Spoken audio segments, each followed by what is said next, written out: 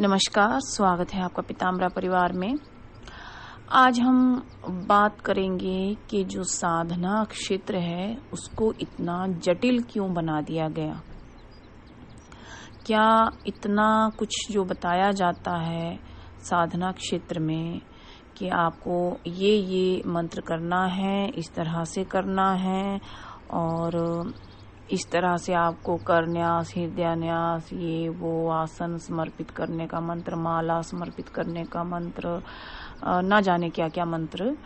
तो क्यों किसी मंत्र जप को इतना जटिल बना दिया गया कि वो साधारण गृहस्थ आदमी के या औरत या स्त्री साधिका के बस से बाहर चली जाए बात। देखिए, बहुत सारे लोगों को ये वीडियो मेरा बहुत बुरा लग सकता है, क्योंकि जो लोग जुड़े हैं बिल्कुल साधना पद्धति के साथ और जो उस पद्धतियों का जो प्रयोग करते हैं उनके लिए ये वीडियो नहीं है। आप वीडियो स्किप कर सकते हैं, क्योंकि देखिए, जो मुख्यतः मैंने अपने लाइफ में सीखा, अपनी स्पिरिचुअल जर्नी में जो मैंने सीखा, उसमें मैंने ये सीखा कि ज्यादा कर्म कांड अनिवार्य नहीं किसी साधना में। यदि आप किसी भी साधना पद्धति से साधना कर रहे हैं, हम केवल यहाँ पे सात्विक, रासिक और यौगिक साधनाओं के विषय में ही बात कर रहे हैं। तामसिक हमारा विषय नहीं है, ना ही उसके ऊपर हम बात करेंगे। तो देखिए, जब भी आप कोई साधना करने चलते हैं तो अब आप कोई भी साधना पद्धति से कोई बुक उठा करके देख लीजिए, उसमें बहुत कुछ दिया हुआ होता है कि आवाहन करें, ध्यान करें, आसन समर्पित करने का मंत्र है, करन्यास का मंत्र है, हृदयान्यास का मंत्र है, शिखा बंधन का मंत्र है, आसन समर्पण करने का मंत्र है, फूल समर्पण करने का मंत्र है और भोग समर्पण करने का मंत्र है। ना जाने कितने मंत्र हैं। यदि आप वो सब करने लगेंगे और उसी विधान के साथ यदि आप करेंगे तो आपको एक साधना शुरू करने से पहले ही कम से कम 3-4 घंटे लग जाएंगे। और मंत्र जब तक पहुंचेंगे तब तक तो आप थक ही जाएंगे। तो ये तो बड़ा गंभीर विषय हो गया। तो फिर क्या करें? देखिए, ये सारी चीजें, देखिए, वो मंत्र बहुत प्रभावी हैं और उनको यदि आप करेंगे तो निश्चित ही आपको फल मिलेगा। मैं उनकी आलोचना नहीं कर रही हूँ, लेकिन मैं बात कर रही हूँ कि साधना पद्धति को साधारण गृहस्थ लोगों की पहुंच से बाहर क्यों किया गया। एक तो ये बात सुन के ब्राह्मणों को थोड़ा बुरा लग सकता है, तो हम किसी एक को इंडिकेट यहाँ पे नहीं करेंगे। देखिए, पहली बात तो जो ब्राह्मण है उनका जो पूरा जो प्रोफेशनलिज्म है, उस हिसाब से अगर हम देखें तो ब्राह्मणों को ही कहीं पे पूजा पाठ करने का अधिकार है। और किसी भी मंदिर में आप देखें कि ब्राह्मण ही नियुक्त होंगे और वही पूरी विधि विधान के साथ पूजा पाठ करते हैं। जैसे प्राचीन समय में जो ठाकुर लोग थे उनको दिया गया काम कि आप लोगों की रक्षा करेंगे। क्षत्रिय हैं, क्षत्रिय क्षेत्र से जुड़े हुए ही आप कार्य करेंगे। जो अन्य कैटेगरीज के लोग हैं, जैसे जो बनिए हैं या जो अन्य कास्ट के हैं, उनको अपनी अपनी कास्ट के अनुसार काम दिया गया। और ब्राह्मणों ने अपने लिए जो काम चुना वो बहुत ही सरल, सहज और पवित्र कार्य, पूजा पद्धति, ज्ञान, पाठ, भागवत कथा, ये वो, और मतलब अपने लिए उन्होंने बहुत ही पवित्र कार्य को चुना। और इसको इतना डिफिकल्ट बना दिया कि अगर कोई साधारण मनुष्य, चाहे वो फिर ब्राह्मण ही क्यों ना हो, ठाकुर हो या अदर कास्ट से कोई रिलेटेड हो, तो उन सबको इतना टफ बना दिया कि वो लोग कर ही ना पाए। देखिए, जिस प्रकार से कोई अगर किसी क्षेत्र का प्रोफेशनल है, मतलब प्रोफेशनल रूप से अगर वो जुड़ा हुआ है, तो वो तो दक्ष होगा उस काम में। जैसे टीचर हैं, पढ़ाने में दक्ष हैं, तो इंजीनियर वाला काम टीचर नहीं कर सकते और टीचर वाला काम इंजीनियर नहीं कर सकते, आपको पता है। डॉक्टर वाला काम डॉक्टर कर सकते हैं, वकील वाला काम वकील कर सकते हैं। लेकिन जो अध्यात्म है ये किसी एक के लिए नहीं है। ये मेरा अपना विचार है कि जो हिंदू ग्रंथ जो हैं वो सभी के लिए हैं। जो लोग इस क्षेत्र में आना चाहते हैं, जो मुक्ति पाना चाहते हैं, जो मोक्ष पाना चाहते हैं, जो स्वर्ग लोक जाना चाहते हैं, जो देव लोक जाना चाहते हैं या अपने इष्ट के लोक जाना चाहते हैं, उन सभी के लिए ये साधना पद्धतियां हैं। लेकिन इनको इसलिए इतना टफ बना दिया गया ताकि लोग इसको कर ही ना पाए। देखिए, अगर एक गृहस्थ को देखें तो उसे रोजमर्रा के काम है, खाना बनाना है, झाड़ू पोछा बर्तन, जॉब पे जाना है, ऑफिस का काम है, वर्कलोड उनके ऊपर इतना है, फाइलिंग है, ये है वो है, पता नहीं क्या क्या है। टीचर हैं तो पढ़ाएंगे बच्चों को, अपना खुद से पढ़ेंगे फिर आगे पढ़ाएंगे। कोई क्लर्क है तो उस तरह से करेंगे, कोई रेलवे में है तो उस तरह से अपनी ड्यूटी करेंगे। मतलब वो अपनी जो ड्यूटीज हैं उनको करने में लगे रहते हैं, मतलब अपने कर्तव्यों का निर्वाह करने में लगे रहते हैं। तो गृहस्थ लोगों के पास इतना टाइम तो है ही नहीं कि वो पूरे विधि विधान के साथ प्रॉपर तरीके से 5-7 घंटे देते हुए साधना पद्धति, पूजा पद्धति में प्रॉपरली जप करें। तो ये काम किसके लिए बचा? तो ये काम बचा प्रोफेशनल लोगों के लिए, मतलब जो पूजा पाठ से ही जुड़े हुए लोग हैं, चाहे पंडित हैं, ज्योतिषी हैं या अन्य लोग हैं, तांत्रिक हैं, ये वो कोई भी है, उनसे वही फिर ये काम कर सकते हैं। तो प्रश्न ये आता है कि क्या जो गृहस्थ लोग हैं या साधारण लोग हैं जो अपनी गृहस्थी का निर्वाह कर रहे हैं, जॉब कर रहे हैं या कोई और काम कर रहे हैं, खेती बाड़ी कर रहे हैं, कुछ भी कर रहे हैं, तो मतलब उनका तो उद्धार हो ही नहीं सकता। वो तो अपने जीवन मरण के चक्कर में हमेशा ही फंसे रहेंगे। जैसे आज हैं वैसे ही कल वो रहेंगे और साधारण मृत्यु को प्राप्त होंगे, यम यातना उन्हें मिलेगी, फिर कहीं फिर जन्म मिलेगा, फिर वही, मतलब ये जन्म मरण का चक्कर उनके साथ चलता ही रहेगा, चलता ही रहेगा। तो अंत क्या? तो अंत आपको यही करना है, इसी लाइफ में करना है। और ये कैसे पॉसिबल है मैं आपको बताती हूँ। वीडियो है 10 ब्रह्मांड की 10 महासाधना, उसमें से एक साधना आप चूज कर लो। प्रथम चरण की साधना आप चूज मत करना, जो हमने बताया है उसमें जो सबसे बड़ी है और जो बिल्कुल जिसका अभी विधान देखिए मुझे खुद नहीं पता है, मैं आपको सही बता दूं, क्योंकि जो हमने उसमें प्रथम साधना बताई है उसका सही विधान आपको कहीं नहीं मिलेगा, अपने ही अंदर मिलेगा।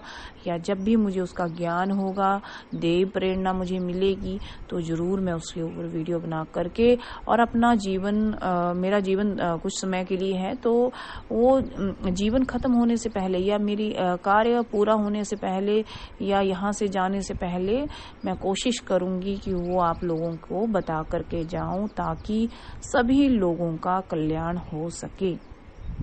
तो आप दूसरे, तीसरे, चौथी, पांचवी, छठी या जो भी मैंने साधनाएं बताई हैं 10 साधनाओं तक, उसमें से आप एक साधना चूज कर लें और उसका नियमित अभ्यास करें, कहीं से दीक्षा ले लें और प्रॉपरली उसको करना शुरू कर दें। मैं नहीं कहती कि आप ज्यादा कर्मकांडी ब्राह्मण की तरह कीजिए, नहीं, साधारण थोड़ा सा जप करना शुरू कीजिए, किसी योग्य गुरु से दीक्षा ले लीजिए। यहाँ ये भी नहीं है कि पीताम्बरा परिवार से लेनी है, यदि पीताम्बरा परिवार से लेनी है तो फिर आपको अनुदान के नियम को फॉलो करना पड़ेगा, ठीक है, वो चैनल की प्लेलिस्ट में है।